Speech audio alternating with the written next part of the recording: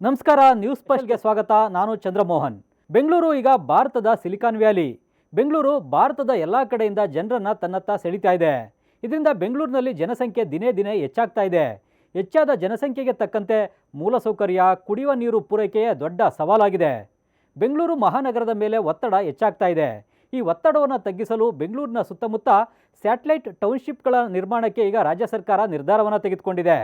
ಮೊದಲ ಹಂತದಲ್ಲಿ greater Bengaluru development authority ಅಡಿ ಬಿಡದಿ ಬಳಿ ಟೌನ್ಶಿಪ್ ನಿರ್ಮಿಸಲು ರಾಜ್ಯ ಸರ್ಕಾರದ ಕ್ಯಾಬಿನೆಟ್ನಲ್ಲಿ ಒಪ್ಪಿಗೆಯನ್ನು ನೀಡಲಾಗಿದೆ. ಹಾಗಾದರೆ ಬಿಡದಿ ಟೌನ್ಶಿಪ್ನಲ್ಲಿ ಏನೇನು ಇರಲಿದೆ, ಬಿಡದಿಯಲ್ಲಿ ಯಾವ ಭಾಗದಲ್ಲಿ ಟೌನ್ಶಿಪ್ಪನ್ನು ನಿರ್ಮಾಣ ಮಾಡಲಾಗುತ್ತೆ, ಇದಕ್ಕಾಗಿ ರಾಜ್ಯ ಸರ್ಕಾರ ಏನೇನು ಸಿದ್ಧತೆ ನಡೆಸ್ತಾ ಇದೆ, ಬಿಡದಿ ಬಳಿಕ ಬೇರೆ ಎಲ್ಲೆಲ್ಲಿ ಟೌನ್ಶಿಪ್ ನಿರ್ಮಿಸುವ ಪ್ಲಾನ್ ಇದೆ ಅನ್ನೋದನ್ನು ನಾವೀಗ ಹೇಳ್ತೇವೆ ನೋಡಿ. ಬೆಂಗಳೂರಿನ ಮೇಲೆ ಹೆಚ್ಚಾಗುತ್ತಿರುವ ಒತ್ತಡವನ್ನು ಕಡಿಮೆ ಮಾಡುವ ಉದ್ದೇಶದಿಂದ ಬಿಡದಿ ಟೌನ್ಶಿಪ್ಪನ್ನು ನಿರ್ಮಿಸಲಾಗ್ತಾ ಇದೆ. ಬೆಂಗಳೂರು ಮೈಸೂರು ಎಕ್ಸ್ಪ್ರೆಸ್ ವೇ ಪಕ್ಕದಲ್ಲೇ 8,032 ಎಕರೆ ಜಾಗದಲ್ಲಿ ಹೊಸ ಟೌನ್ಶಿಪ್ ತಲೆ ಎತ್ತಲಿದೆ. ಬಿಡದಿ ಬಳಿಯ 10 ಗ್ರಾಮಗಳಲ್ಲಿ ಹೊಸ ಟೌನ್ಶಿಪ್ ನಿರ್ಮಾಣಕ್ಕಾಗಿ ಭೂಮಿಯನ್ನು ಸ್ವಾಧೀನ ಮಾಡಿಕೊಳ್ಳಲಾಗ್ತಾ ಇದೆ. ಬೈರಮಂಗಲ, ಬನ್ನಿಗೆರೆ, ಹೊಸೂರು, ಕೆಜಿ ಗೊಲ್ಲರಪಾಳ್ಯ, ಕಂಚುಗಾರನಹಳ್ಳಿ, ಅರ್ಲಾಳು ಸಂದ್ರ, ಕೆಂಪಯ್ಯನಪಾಳ್ಯ, ಕಂಚುಗಾರನಹಳ್ಳಿ ಕಾವಲ್, ಮಂದಾಲಹಳ್ಳಿ, ಒಡೇರಹಳ್ಳಿ ಗ್ರಾಮಗಳಲ್ಲಿ ಭೂಮಿಯನ್ನು ಸ್ವಾಧೀನಪಡಿಸಿಕೊಳ್ಳಲಾಗ್ತಾ ಇದೆ. ಈ ಟೌನ್ಶಿಪ್ಪನ್ನು ಜನರ ವರ್ಕ್, ಲೀವ್ ಆ್ಯಂಡ್ ಪ್ಲೇ ಕಲ್ಪನೆಯನ್ನು ಇಟ್ಕೊಂಡು ನಿರ್ಮಿಸಲಾಗ್ತಾ ಇದೆ. ಅಂದರೆ ಟೌನ್ಶಿಪ್ನಲ್ಲಿ ವಾಸಿಸುವವರು ವರ್ಕ್ ಮತ್ತು ಲೈಫನ್ನು ಬ್ಯಾಲೆನ್ಸ್ ಮಾಡುವಂತೆ ಹೊಸ ಟೌನ್ಶಿಪ್ಪನ್ನು ನಿರ್ಮಿಸಲಾಗ್ತಾ ಇದೆ.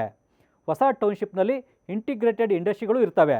ಪ್ರೀಮಿಯಂ ರೆಸಿಡೆನ್ಷಿಯಲ್ ಕಾಂಪ್ಲೆಕ್ಸ್ಗಳನ್ನು ನಿರ್ಮಾಣ ಮಾಡಲಾಗುತ್ತೆ. ದೊಡ್ಡ ದೊಡ್ಡ ಪಾರ್ಕು, ಮನೋರಂಜನಾ ತಾಣಗಳನ್ನು ನಿರ್ಮಾಣ ಮಾಡಲಾಗುತ್ತೆ. 1,100 ಎಕರೆ ಜಾಗದಲ್ಲಿ ಅಂದರೆ 15% ಜಾಗದಲ್ಲಿ ಪಾರ್ಕು ಮತ್ತು ಓಪನ್ ಸ್ಪೇಸ್ ಇರಲಿದೆ.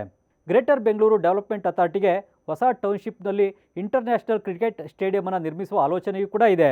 ಸರ್ವಿಸ್ ಇಂಡಸ್ಟ್ರಿಗಳು ಹೊಸ ಟೌನ್ಶಿಪ್ನಲ್ಲಿ ನಿರ್ಮಾಣವಾಗಲಿವೆ.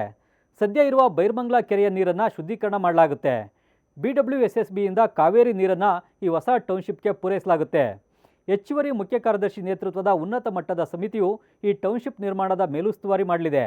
ಜೊತೆಗೆ ಬೇರೆ ಬೇರೆ ಇಲಾಖೆಗಳ ಜೊತೆಗೆ ಕೋಆರ್ಡಿನೇಷನ್ ಮಾಡಲಿದೆ.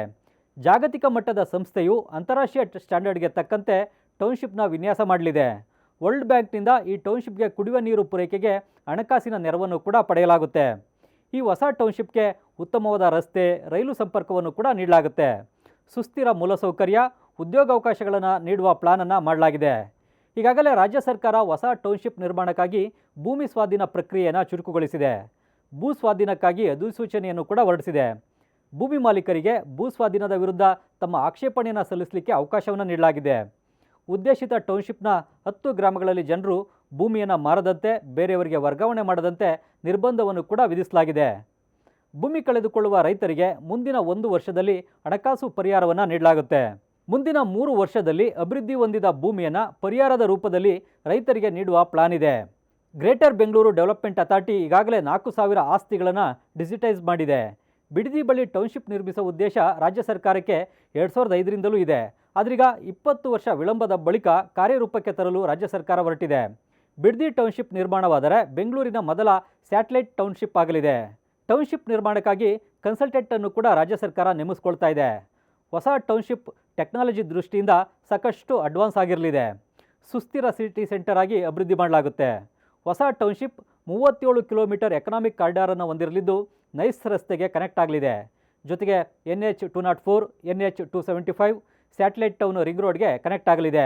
ಈ ಕಾರಿಡಾರ್ನಲ್ಲಿ transport network, production centre, demand centre, typical cross section ಜಂಕ್ಷನ್ಗಳನ್ನು ಹೊಂದಿರಲಿದೆ. ಬಿಡದಿ ಟೌನ್ಶಿಪ್ ನಿರ್ಮಾಣಕ್ಕೆ 13,000 ಕೋಟಿ ರೂಪಾಯಿ ವೆಚ್ಚವಾಗುವ ಅಂದಾಜಿದೆ. ಹುಡ್ಕೋ ಕೂಡ ಹೊಸ ಟೌನ್ಶಿಪ್ ನಿರ್ಮಾಣಕ್ಕೆ ಹಣಕಾಸು ನೆರವು ನೀಡುವ ಭರವಸೆ ನೀಡಿದೆ. ಈ ಹೊಸ ಟೌನ್ಶಿಪ್ ನಿರ್ಮಾಣ ಯಶಸ್ವಿಯಾದರೆ ಮುಂದೆ ದೇವನಹಳ್ಳಿ, ನೆಲಮಂಗಲ, ಹೊಸಕೋಟೆ, ದೊಡ್ಡಬಳ್ಳಾಪುರ, ಮಾಗಡಿ ಬಳಿಯೂ ಕೂಡ ಹೊಸ ಟೌನ್ಶಿಪ್ಗಳನ್ನು ನಿರ್ಮಿಸುವ ಪ್ರಸ್ತಾವ ಕೂಡ ರಾಜ್ಯ ಸರ್ಕಾರದ ಮುಂದಿದೆ. ಇದೇ ಈ ಹೊತ್ತಿನ ವಿಶೇಷ. ಕ್ಷಣ ಕ್ಷಣದ ಸುದ್ದಿಗಾಗಿ ನೋಡ್ತಾ ಇರಿ ನ್ಯೂಸ್ ಫಸ್ಟ್, ನಿರ್ಭೀತಿಯಿಂದ ನಿಮ್ಮ ಪರವಾಗಿ.